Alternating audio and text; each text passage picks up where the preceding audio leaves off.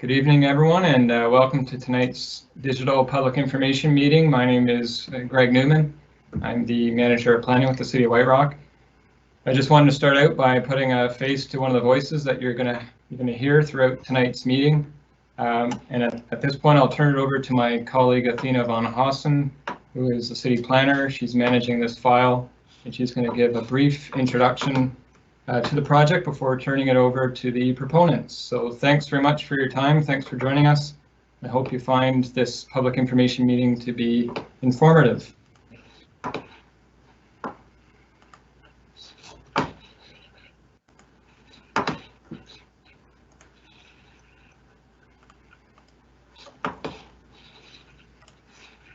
Okay, Athena,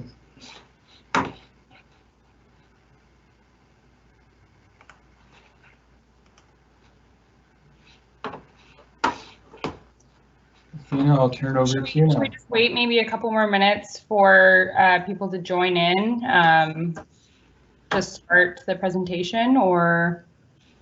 You can start right now. It's live. Okay, great. Welcome everyone. I'm Athena von Hossen and I'm the planner at the City of White Rock. This public information meeting is considering a official community plan amendment, zoning bylaw amendment, and major development permit at the corner of Russell Avenue and Maple Street.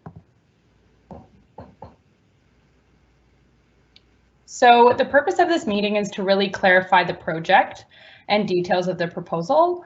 It also, the major purpose of this meeting is also to receive feedback and address any questions you might have. The format of the event is live, and we have representatives from Waterstock Properties and Ankerman Marchand Architects here to inform you about the proposal. The meeting is being recorded and it's going to be posted to the city's webpage following the meeting. If you have any questions, you can post them in the question and answer section of the event, but we're not going to be publishing any of these questions until after the presentation is over.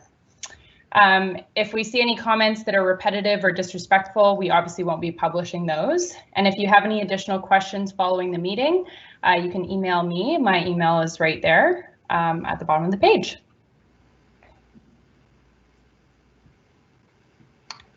So following the public information meeting, there's a number of next steps that will have to be gone through by the applicant in order to proceed to council.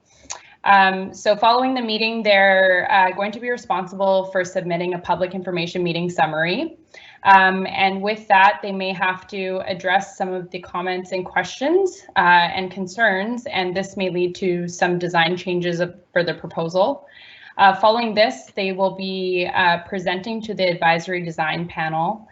And if no revisions are required by the advisory design panel, the application would proceed to council for first and second reading.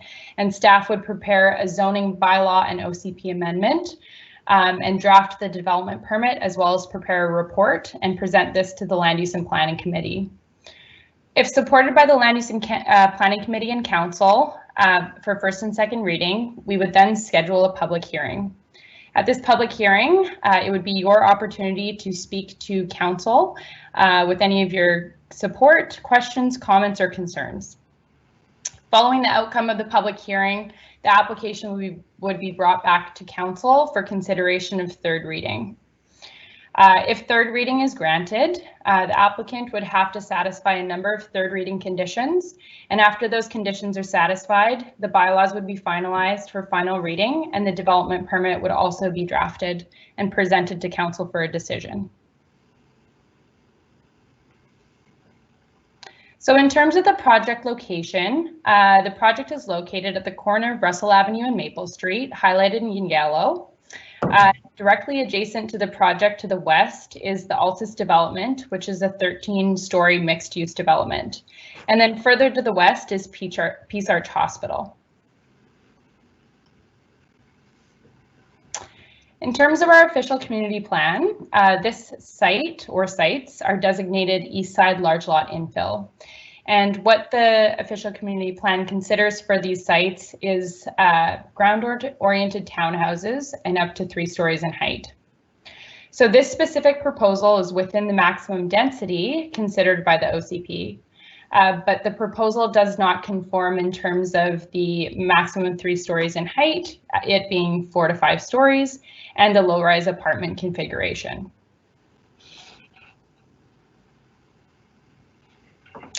In terms of the development permit area, it's within the multifamily development permit area. And this means that this development permit area allows staff to regulate the form and character of the development. So this means the architectural form of the building and any materials that are proposed, as well as a number of other things, but that is an example of some of the things that we would be considering. So I'm now going to pass it on to the applicant, and we have 2 people presenting this evening. One is Ragbir Guram, and he's from Waterstock Properties. He's the developer. And then we also have the architect, Tim Ankerman, and he's going to be speaking to the proposal after we hear from Ragbir. Okay, so thanks, Athena. I'm going to just queue up a video that we have here. And before I do, I just want to ensure that I share with the audience the audio.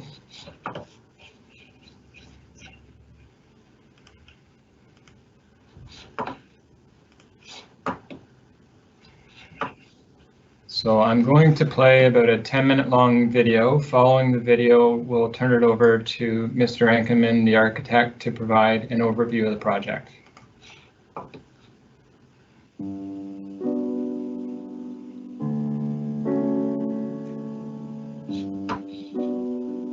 The sea air is just amazing, and this is the beach in which my children grew up. We'd come here all through the summer, every weekend.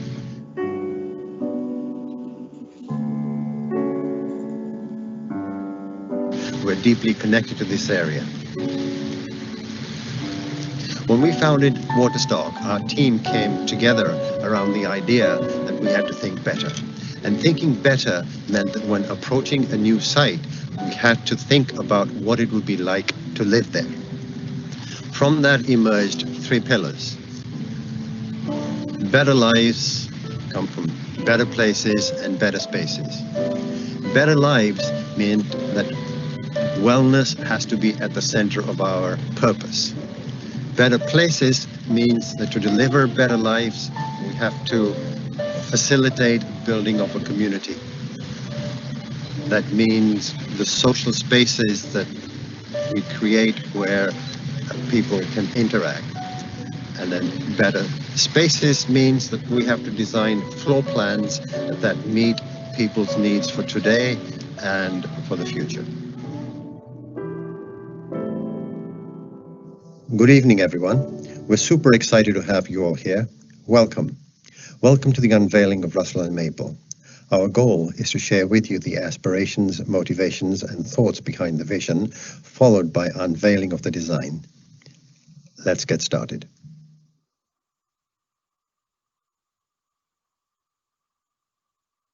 One of my favorite authors is Philip Kotler. In one of his texts, he writes, "If you want to be a bullfighter, first you must learn to be a bull." This reinterpreted in our context means that if we hope to understand the needs and aspirations of White Rock residents, we must walk a mile in their shoes. This is precisely what we did. We carried out numerous conversations with White Rock residents over a cup of tea and patisseries. And what emerged from those conversations were 3 very loud voices. These we will share with you in the next 3 slides.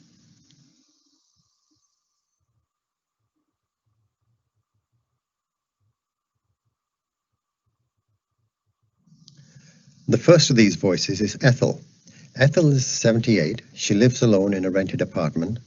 She's in good health, but does have restricted mobility. She has 2 sons, Wolf and Abe. Both are married and live with their families, one in Mission and the other in Chilliwack. She says, "I do get lonely. I wish my grandkids would see me more often. They live so far away. It's not always easy for them. I wish there were homes available in White Rock in a price range my sons can afford."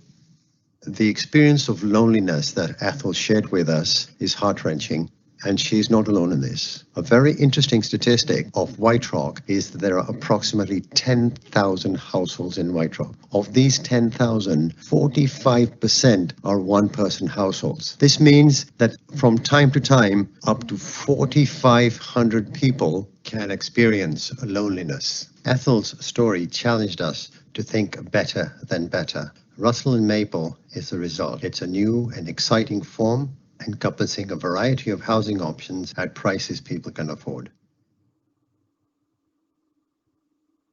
Now let's meet Gabriella and Stefan. Gabriella is 68 and Stefan is 70.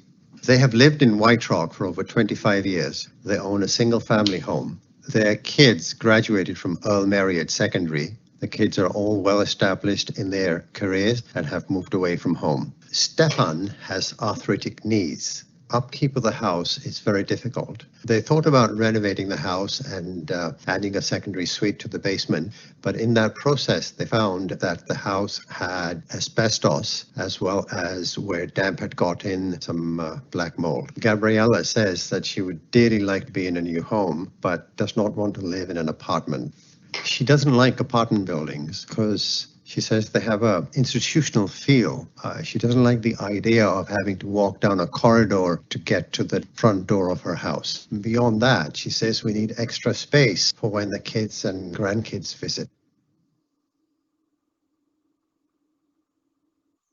Jenny and Ed, both 34. Ed is a software engineer and Jenny is a full-time mom.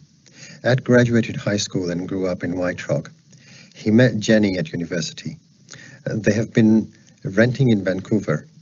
Ed wants to move back to White Rock so that he can be closer to his elderly parents.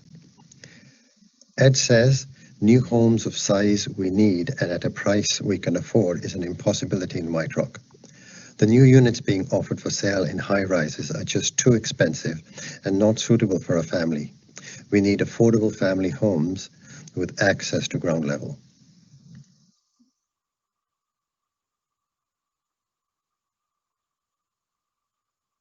The community's aspirations became our aspirations. Our interpretation of these aspirations is that we need to design a community with homes for up to 4-person households.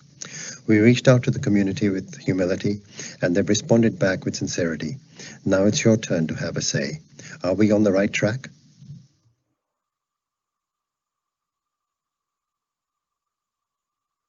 A consistent theme in all our conversations was that life is better by the sea. This became central to our motivations. Our thoughts revolve around 3 ingredients upon which we could fit into the theme of life is better by the sea. First was creating magic moments for people to meet. Second was to make most of the views. And the third was to provide a buffer, a transition between a huge 13-story mass and the rest of the neighborhood.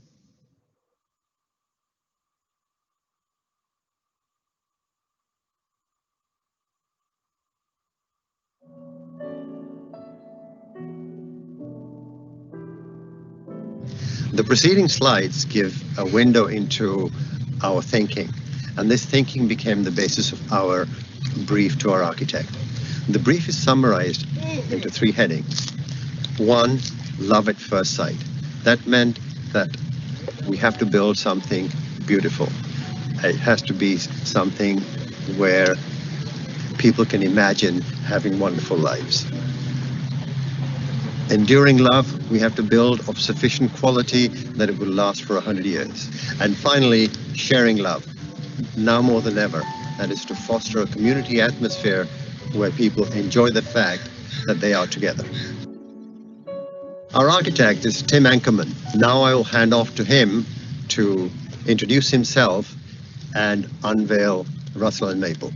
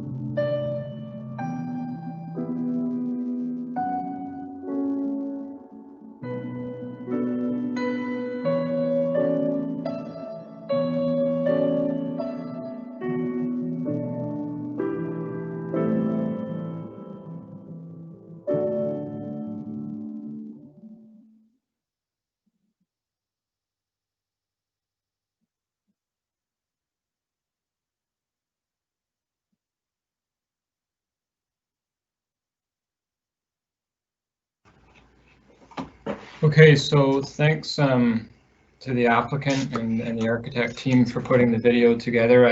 I do hope it presented well. It may have been choppy, and if that was the case, I will commit to getting the public access to the video so that you can see it sort of in its full glory. I'm going to now turn it over to Mr. Enkelman, the project architect, to do an overview of the project. So just bear with me while I get it queued up here.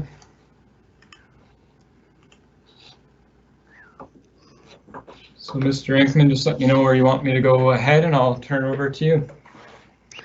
Thank you very much. Can everybody hear me?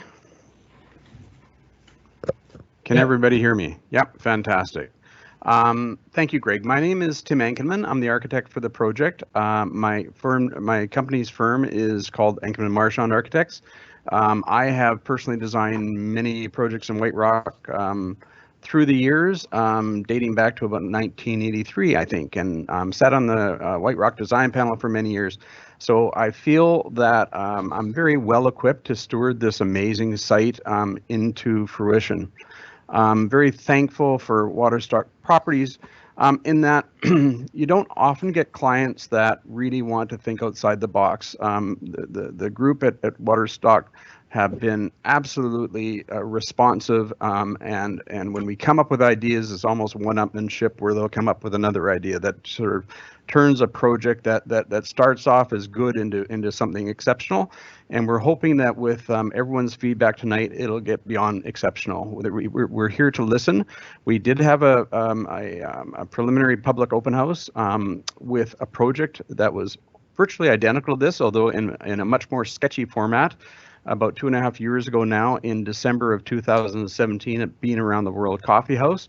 About 30 people showed up there. I think we only had one negative response throughout all those 30 exit surveys. So that sort of gave us the confidence that to keep going, that we're kind of along the right track, albeit, of course, every project can go through improvement after improvement after improvement, and that's really why we're here tonight. We're here to listen, and any comments or ideas or suggestions that the participants may have, we're going to take them very, very seriously. And anything that kind of makes sense or that we might have missed, of course, we're going to implement into the project to make what I consider to be a good design exceptional. Next slide, please. So this is just a little bit about our firm. So far, we've been, as the architectural crew, we've been working with Van der Zam and Associates landscape architects who have sort of taken our vision, particularly when you guys sort of start to see the courtyard and all the magic that's kind of happening around there. They just kind of took our idea to the next level. And Waterstock, of whom I've already commented on. Next slide, please. So again, when I first visited the site with Mr. Gurm 3 years ago, you know, a few things came to mind. Mr. Gurm mentioned in his opening video, "Love at first sight." I mean, that to me was sort of an understatement. What I looked at was clearly the site's natural beauty. The potential for views over the Georgia Strait, Mount Baker, Semiahmoo, and beyond that. Of course, the southwestern or southeastern exposure that it had, the tremendous natural light being at the top of the hill. But more interestingly was the volume of sky that was apparent. There was just sort of nothing surrounding us, at least at that point in time. And so the sky view, the amount of blue that we were sort of staring up at and being surrounded by was something that often buildings can lose. And so it was really important to me to try and continue the capture of the blue sky on good days anyway, as we start to develop that project. Of course, as an architect, when you inherit a site, and its various conditions, you can't just look at all the site's attributes and its wonderful assets. You also have to look at conditions that are around the site and also municipal conditions. So we call these site constraints in our industry. And of course, one of the biggest site constraints that came to mind was the 13-story Altus building right adjacent to our site. So that too was originally in the OCP as a 3-story, and it immediately became apparent, well, if we jump from sort of a 13-story down to a 3-story transition from an urban design standpoint, that's pretty severe. So that was kind of the first thing that we looked at, knowing that the OCP objective, of course, was 3 stories. The other constraint that we looked at, of course, is the very large hydro station located in the northwest corner of the site. If we can just sort of go back, sorry, Greg, there you go. Yeah, you can see on the bottom left slide where it talks about the Altus development, and up there, right in that corner, is a very, very large BC Hydro substation. So, you know, how do we make sure that is not something that becomes sort of a site feature? And of course, how do we make a transition between this 13-story building to what across on the east side of Maple is eventually going to become 3-story townhomes? So these were all the sort of the constraints that we had to try and balance as we went through in order to capitalize on the previously mentioned site attributes and its natural beauty. Next slide, please. So, you know, this has been labeled as a 5-story building. I think on the city website and some of the comments we've gotten in, that's actually not true.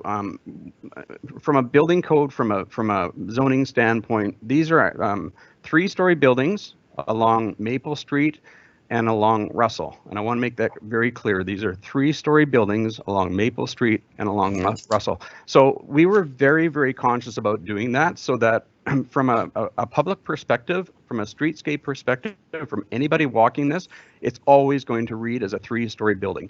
Now, we have put mezzanines on top of that 3 stories. It is actually not technically considered a 4-story or a 5th story. These are mezzanines, and the primary purpose of those mezzanines, of course, is to get access and circulation up there so that we can capitalize on the roof gardens that have these absolutely amazing views. So on the left-hand side, as you can see, we've created this 4-story building with the mezzanine. On the right-hand side, 3-story building with the mezzanine.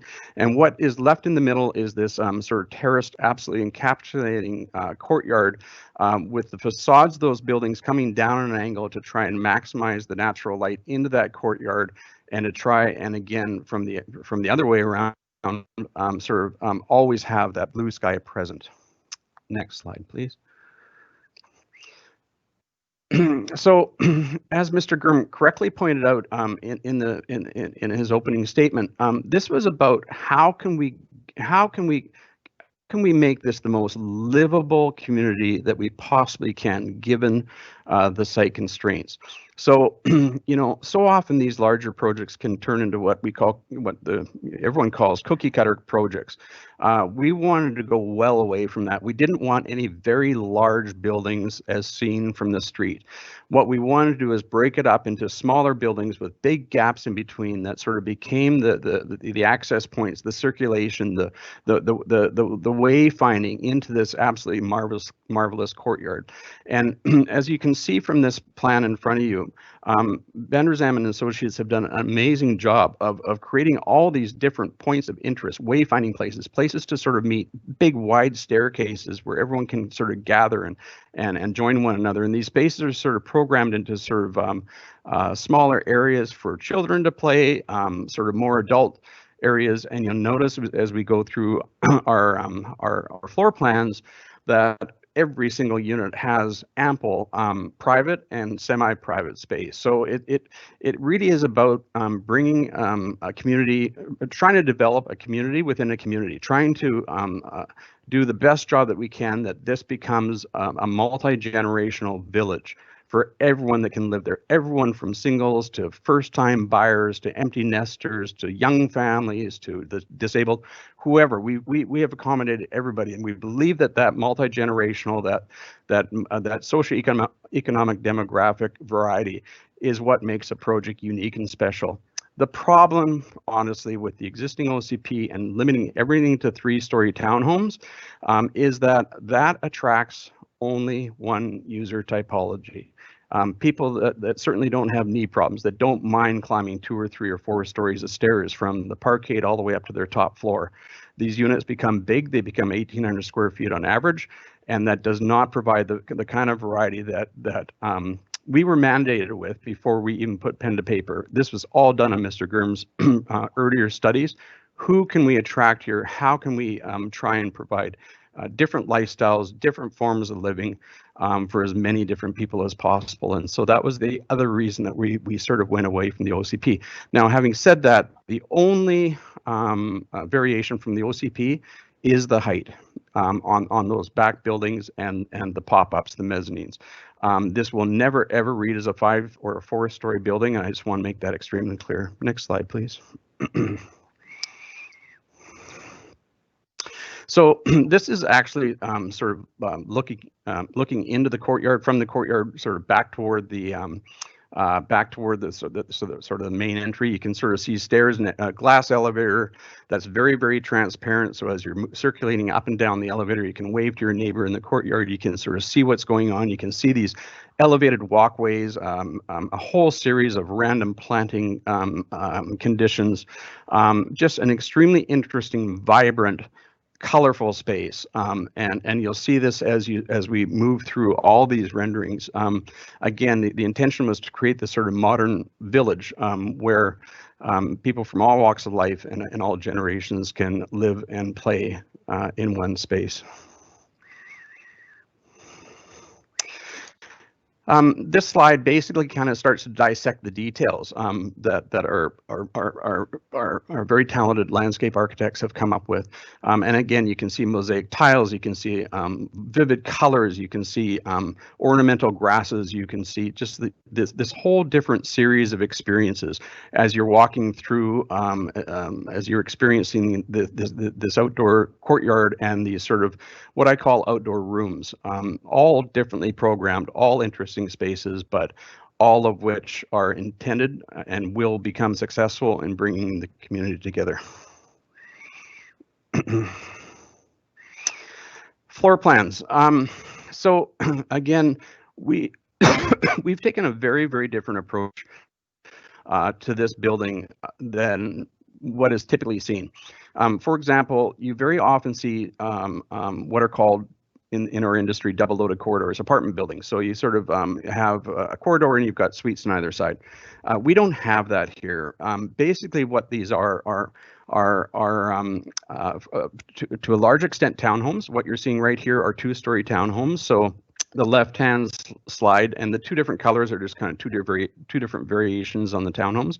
But you walk in from the street, there's a little sort of entry patio. So that may be somewhere where we have coffee because east facing in the mornings, and it's sort of the entry patio, and it kind of creates a zone, semi-privacy zone between the urban sidewalk and somebody's front door. You go up a couple of stairs, so it's very traditional, and your kitchen, dining room, living room. But what's wonderful about this is, as you can see, we also have patios on the west side, fronting onto the courtyard, and those patios are accessed either from bedrooms or even from the kitchen, where there's where you can have your outdoor barbecue, outdoor seating, all that kind of stuff. So you'll see as we sort of move through these floor plans, we always try to capitalize on outdoor space for the residents to make it as single family like as possible. On the second floor on the right hand side, you'll see that we get various different sun angles coming in, but most importantly with eliminating the central corridor, we have natural light and natural ventilation at both ends of the suite. And so what that means is we are not relying on mechanical ventilation. We're not relying on pressurization. We're not relying on strata fees having to pay for all that, because all of our, for the absolute most part, all of our circulation is exterior. And yes, it's a little bit different. Some people say, well, wait a minute, we're in rain country. It's always covered. You're kind of outdoors anyway, circulating through the courtyard, so it's not a big deal that you're not walking into a warm, comfortable interior corridor. We just think that the benefits of having an exterior circulation system far outweigh that of an interior corridor. Next slide, please. And, you know, again, this kind of just gives you a sense of different suite varieties. Very similarly, these are two different types of townhomes again. This time with the on the left-hand side with the dining room and kitchen reversed. This time the living room actually goes out onto that back patio. And the kitchens and dining rooms actually kind of face the street. So there's a lot of variety for anybody that that wants it. Next slide, please. And here's kind of where we get into a typical condominium unit, and you can see the walkway on the front side, and that exterior walkway, of course, affords, as I mentioned before, natural light and ventilation all the way through the suite, and you know, as what's typical with a double loaded corridor, of course, is you've got nothing but dark in the back of the suite. So even your kitchen doesn't have a window. Your bedrooms are all kind of squished at the front.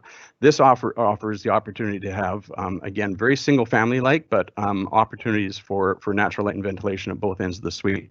Very large balconies, and again, that walkway becomes an absolutely wonderful spot, as you'll see in our renderings down the road, for a lot of social interaction to happen along those walkways. There's benches, there's planters. It's an extremely exciting place to be. But more importantly, people circulating along that walkway can look down in the courtyard, say hi to their neighbor. I'll be right down. I just got to grab my bottle of wine and be down there in 5 minutes. So next slide, please.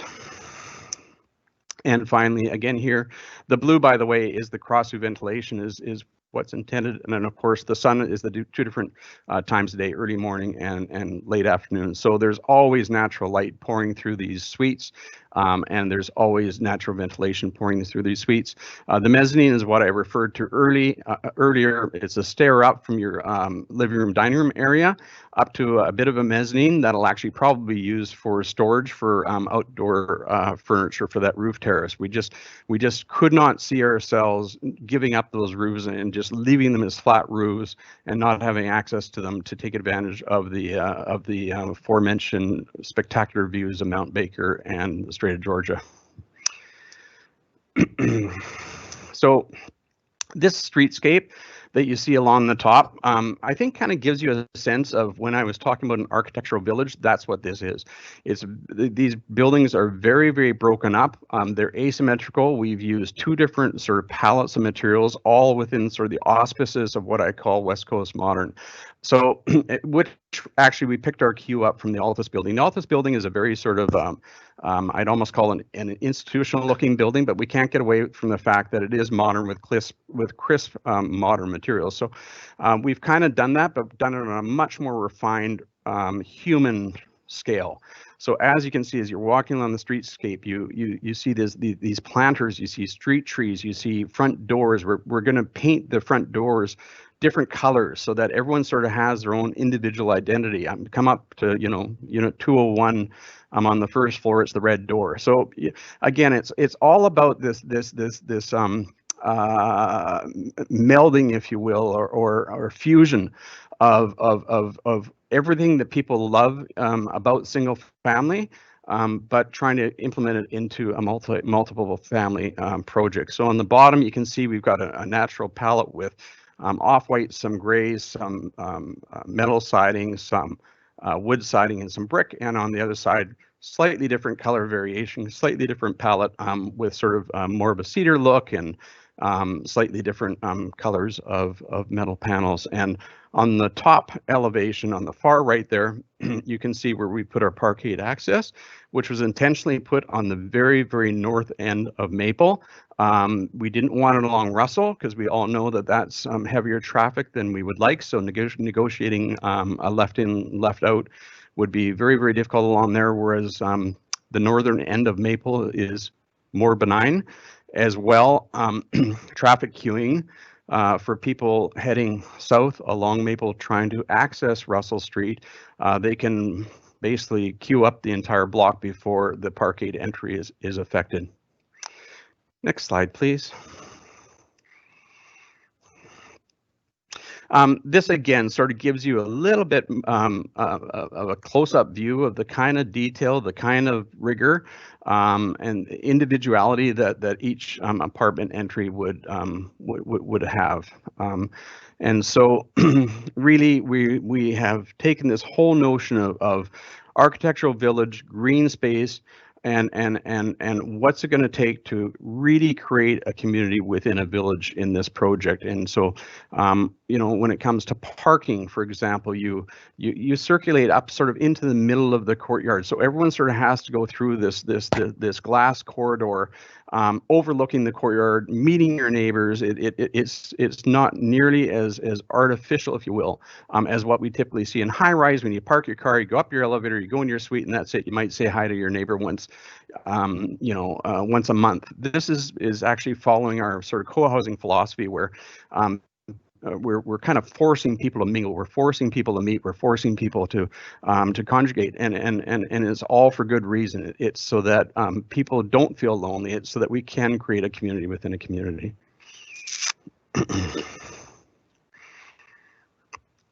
This too kind of gives you an indication in terms of the central courtyard. There is a central access. We do have planters and more semi-private patios on either side that are somewhat screened. But so when you're sitting down, you're going to be behind a laurel hedge, so you can actually have a very private meal with your family. But if you stand up, you can say hi to the kids running down the central walkway. Again, it's all sort of terraced back, so that the entire sky opens up as you're experiencing that central courtyard. We also, on this slide, I think, want to talk a little bit about sustainability. Of course, sustainability comes in under three headings. One is social, environmental, and economic. As far as social, I think I've described it well enough. The fact that we are trying to introduce as many multi-generational aspects to this project, as well as socioeconomic demographics, I think is what the social sustainability is all about. Environmental sustainability, again, going back to the very basis of this project, that we don't have central double-loaded corridors. Everything is natural, everything breathes like the old days, or like a single family house is as environmentally sensitive as we can get. And of course, economic sustainability, it's all about just not going after one socioeconomic demographic that can afford 2,000 square foot townhomes. This is all about, you know, introducing smaller suites, larger suites, 2-level suites, 1-level suites, penthouses, non-penthouses, townhouses, and all the rest of it. Next slide, please. So I just, again, want to sort of reemphasize the importance of why we're here. We only have so many tools at our disposal. We don't live on this block. We don't live two blocks away. We have, my client in particular has surveyed the area to death. He thinks that he understands exactly who wants to live here. And again, music to my ears that as many varieties of people as humanly possible, but it's you, the neighborhood, that we also want to hear from. There may be, aspects in the community that, and I don't know what they are. It could be a crime prevention issue, and perhaps our courtyards are a little bit too open and susceptible to unwanted activity. Maybe we don't have enough eyes on the night going around Russell and Maple, but as you can see, it's a very consistent 3-story facade. It's the only time that you're gonna, you will only see 3 stories from any viewpoint along this project, unless you're in a plane or unless you're sort of on the higher floors of the Altus building, looking back. So I believe from the bottom of my heart that this OCP amendment that we're seeking is for the betterment of this project and for the betterment of the community.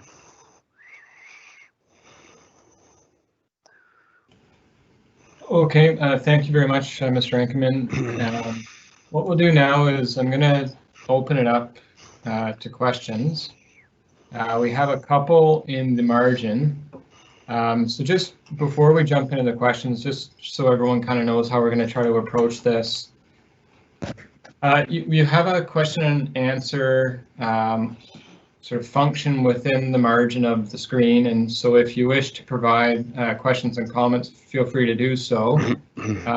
What we'll do is staff will publish the comment as they come in, and then collectively the project team will respond to the questions and comments as best we can.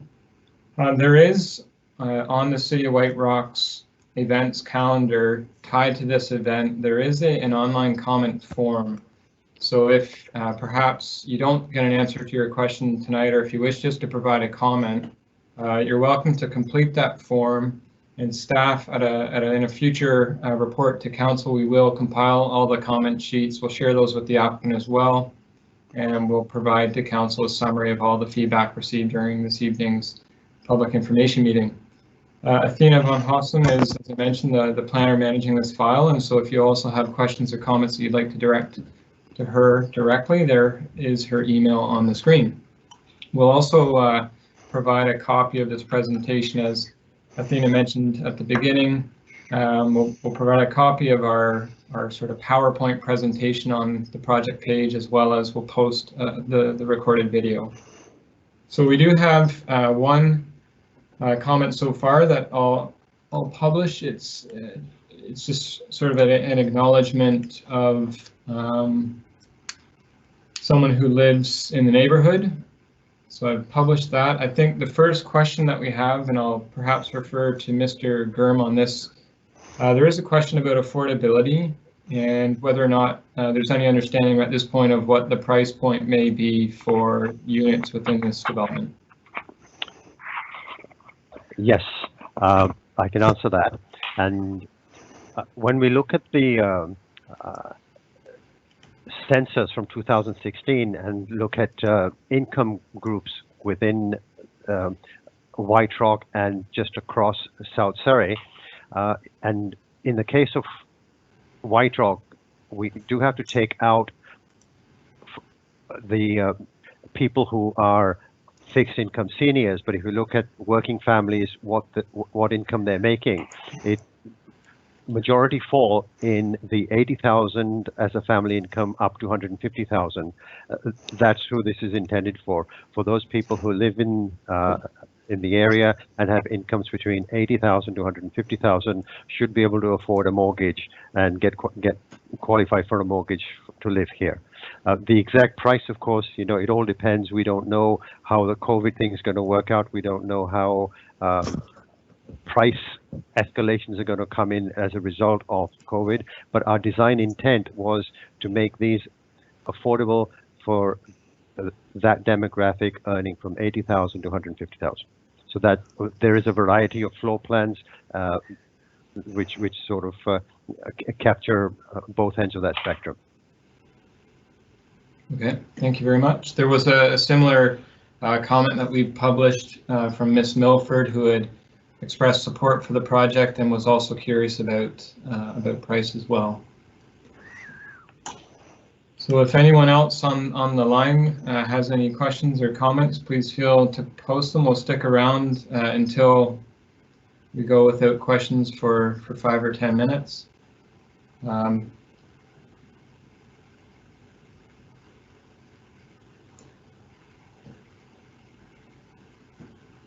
The one thing that we may want to clarify, and Athena, I don't know if you want to speak to this, but just for clarification for the public, the initial application was for 59 units, and the applicant has looked at a slight modification to the plan to take advantage of some of the spaces that they were able to accommodate 2 additional units in the project. So the project overall does now present 61 units in the project.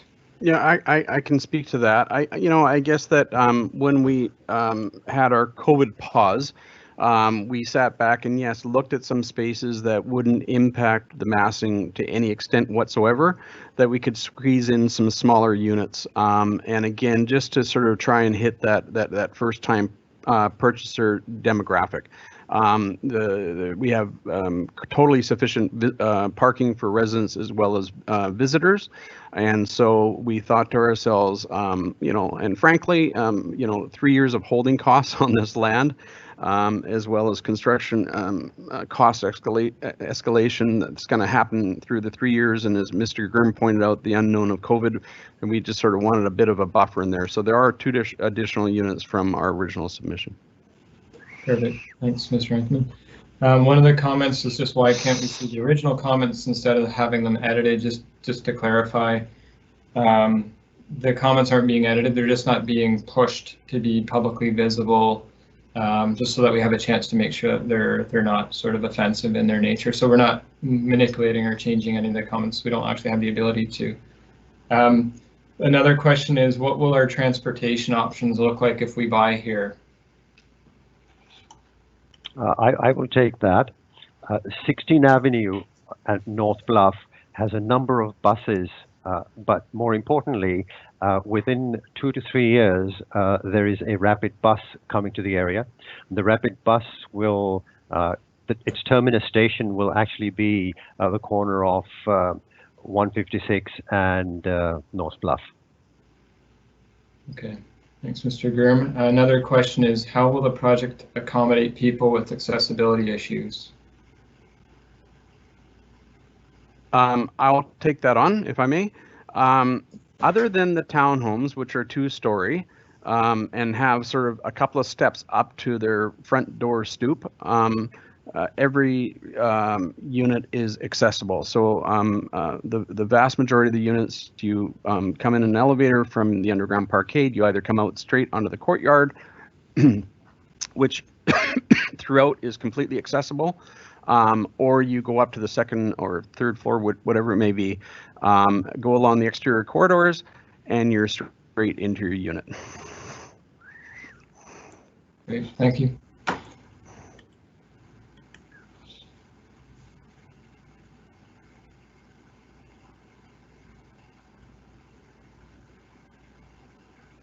I think I'll add one comment just while we wait for maybe some additional comments to come in.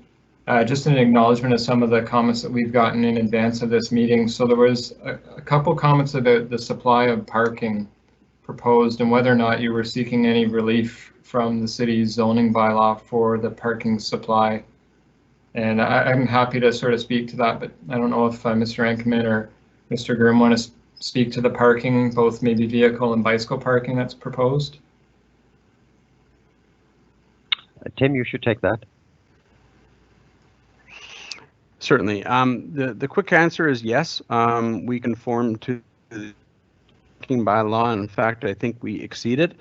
We also conform to the bicycle parking bylaw. And as you may have seen in the video, in addition to secured bicycle rooms, we have various stations around the property, either for communal bikes or just for convenient bike access. So there are alternate forms of transportation being proposed here. I'm hesitant to say it, but Mr. Gurm is actually just starting his own communal car company as well, or has started it. It's an electric car company, and we'll have to see when this project gets built 2 or 3 years from now, whether or not he'd be amenable to putting 1 or 2 of his collection in and around the site or even underground. But lots, excuse me, in addition to the public transportation that Mr. Gurm has pointed out already, there's various methods of transportation that are available for the site. And we would also, I assume, as part of this application, be improving the streetscape with curbs and lay-bys and parking, proper parking along the side of the street. But to make it clear, our development itself is not relying on any street side parking. Yeah, if I can add to that, you mentioned electric vehicles. We will be making level 2 charging points available in the parking lot. I'm sure everyone is familiar with the Zero Emissions Act, and that British Columbia is heading towards zero emission vehicles by 2040. I think the target is 10% by 2025. So we'll certainly be exceeding the requirement for 2025.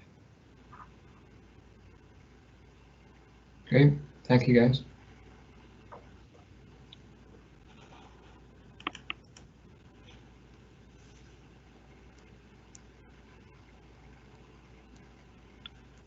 So we'll maybe wait another minute or so and see if we get additional questions in the Q&A option.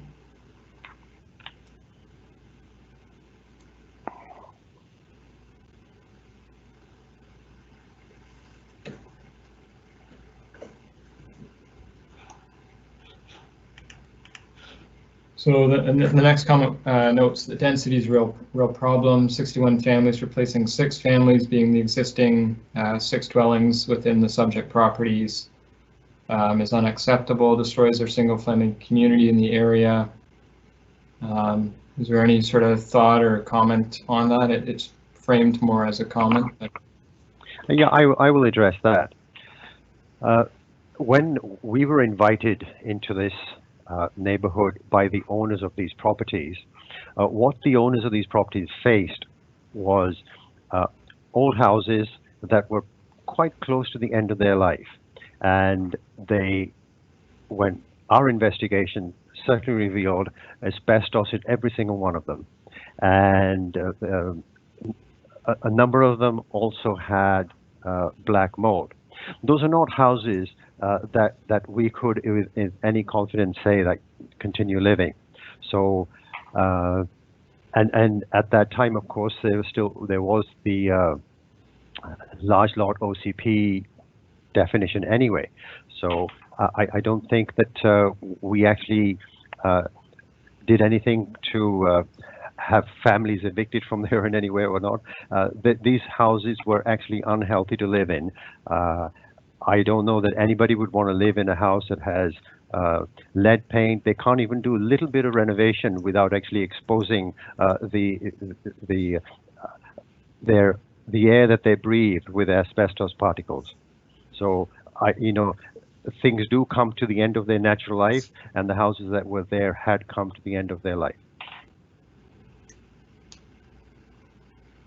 Thank you, Mr. Grimm.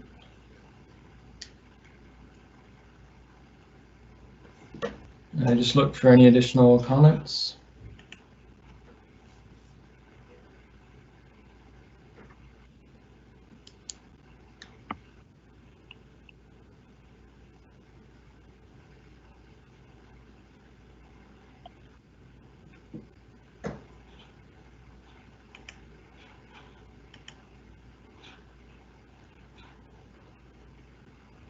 There's another comment just acknowledging that there could be an option for rebuild, but I don't think we'll get into a back and forth. So the next question might be for Mr. Enkenman. It asks, I'll publish it here so people can see it. Do the mezzanine floors overlook the floors below? And will they be considered as part of the floor below? If so, then won't this project be considered a 3-story project? If so, I personally think this is a great project and one that we should be proud of in White Rock, so I support it 100%. So Mr. Enkenman, did you want to speak, maybe just to elaborate on some of the commentary about the way that height is being measured? Yes, it all comes down to nomenclature. So the comment is 100% correct that these are 3-story buildings. We have pop-ups, which in the industry as well as the building code are referred to as mezzanines, and they are in fact open to the living rooms below, giving the living rooms this tremendous double height space, as well as some of the, the double height windows that you see that take advantage of the views and the natural light. But they were primarily there not to upset the community. As you can see from the renderings, they're actually set well back from the facade of the building, so it'll always read as a 3-story building, once again along Russell and Maple, with the subordinate pop-ups referred to again in our building code as mezzanines. It is never referred to as a 4 or a 5-story building, and in fact that would introduce a different construction methodology that we are staying away from to keep these as affordable as possible. Yeah, there you can see there. So I mean. If you can just take your cursor maybe and show that, there you go, sort of that double height window right there, but right there, that's the living room. And then the mezzanine, which is set well back, way up there, it looks down into it. You can actually sort of see the little hole in the rendering there. So it's an absolutely sensational, exciting space. But again, it was primarily just so that we can get people up to those roof decks, because again, the views from up there are world class, literally. Thank you.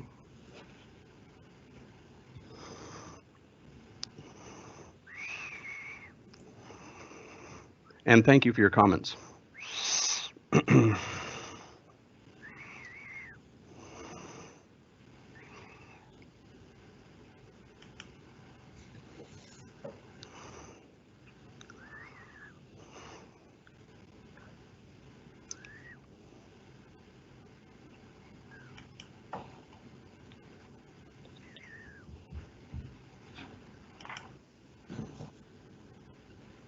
So what we'll do is I'll put a slide on that describes next steps again, and I see we do have another, well, just a thank you to the response.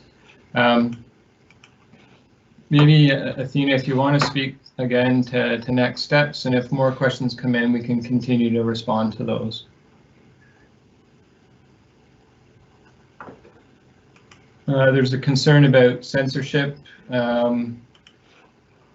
We're happy to have a discussion if people want to have a discussion about the technical merits of the application. So it's not meant to be a censorship or preventing any sort of discussion.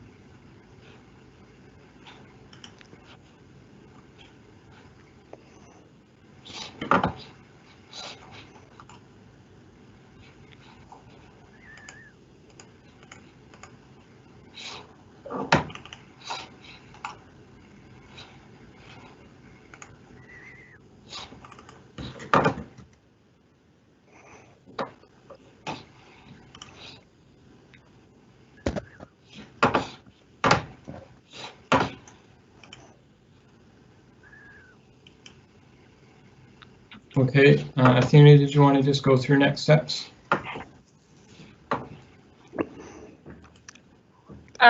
Sure, I did touch on this at the beginning of the presentation, but I can walk through it again if we want to do that, Greg.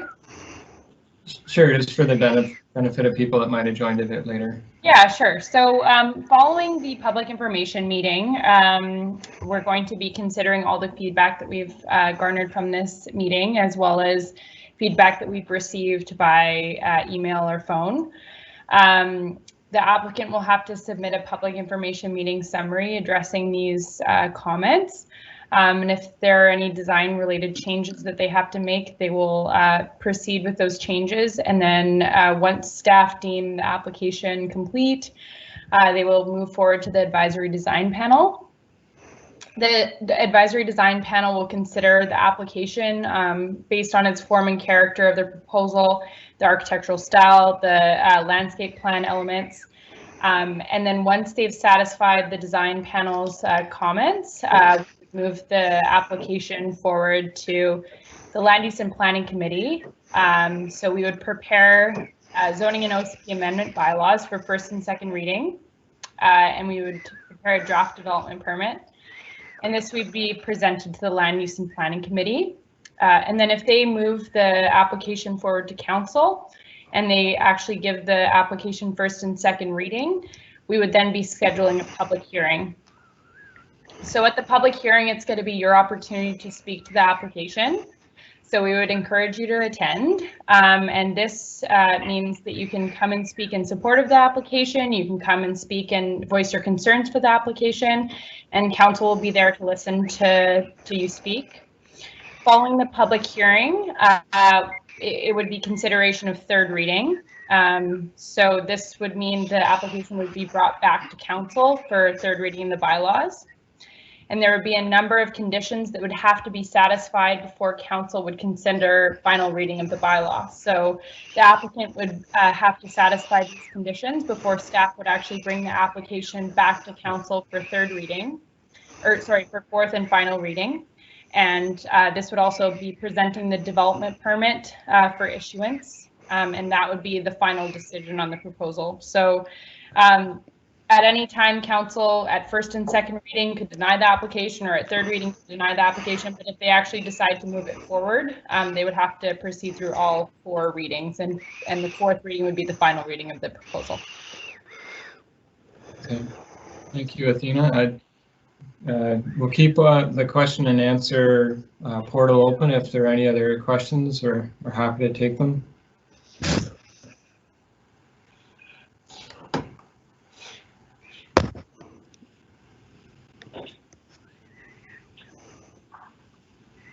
And just one more thing, I would encourage you to email me directly if you have any specific questions following the meeting or comments you'd like to give us. There's also the link there to the comment form that you can fill out.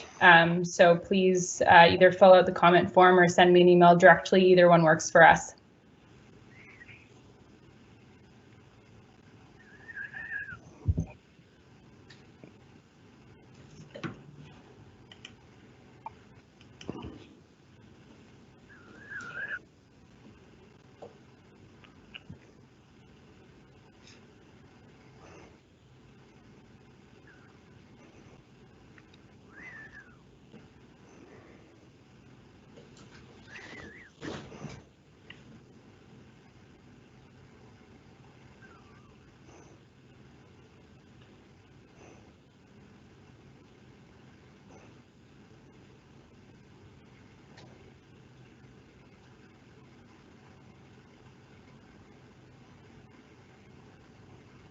Okay, well, not seeing much flowing in, I think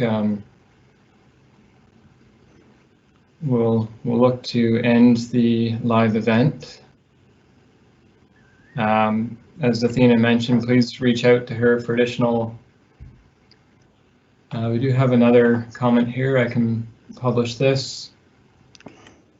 It appears to be additional commentary just on the height of the building, and maybe just to clarify for the public, we will be working with the applicant through the next steps as Athena has kind of laid them out to prepare bylaws. So it'll go to the advisory design panel.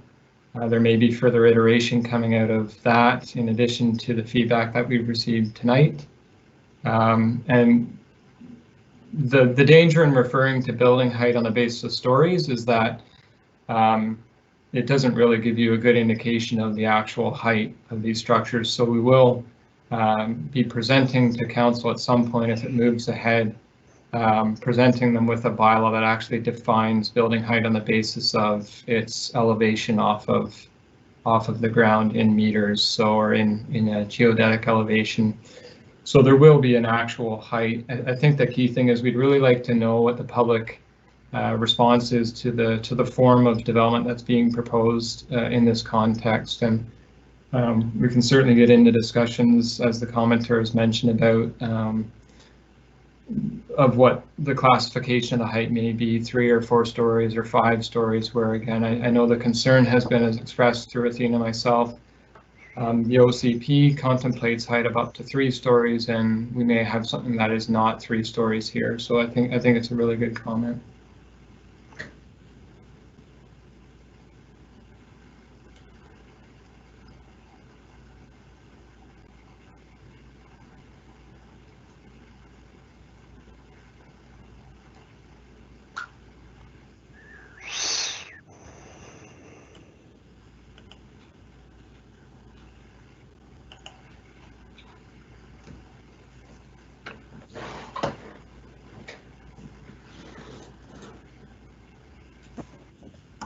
Okay, so as I mentioned, we will publish a recorded version of the presentation on the City of White Rock's YouTube page.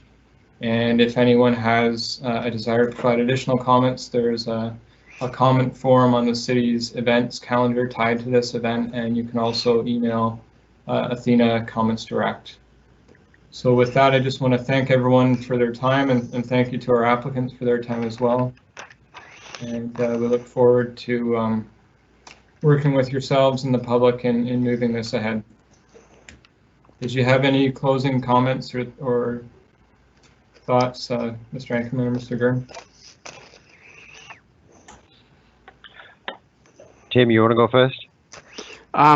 Yes, I certainly want to thank everybody for attending. I didn't, other than the number of units that we're proposing for the site, which frankly isn't sort of, I don't think, defined in the OCP. The square footage of the overall project is, we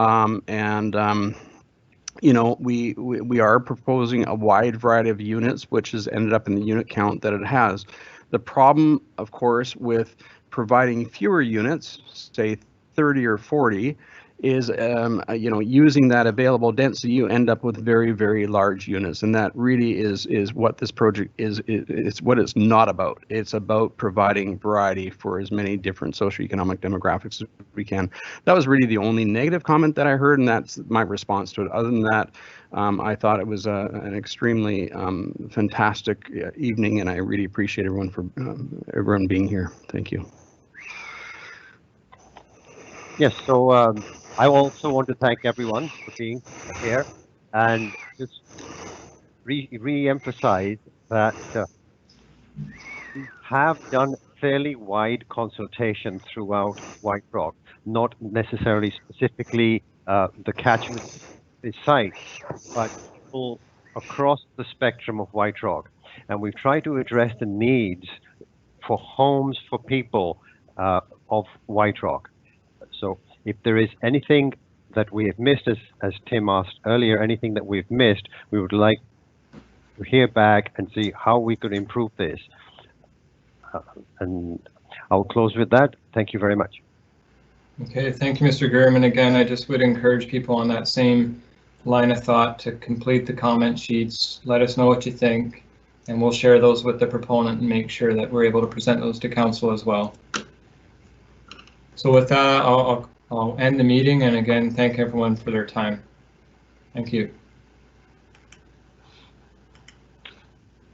Thank you, Greg.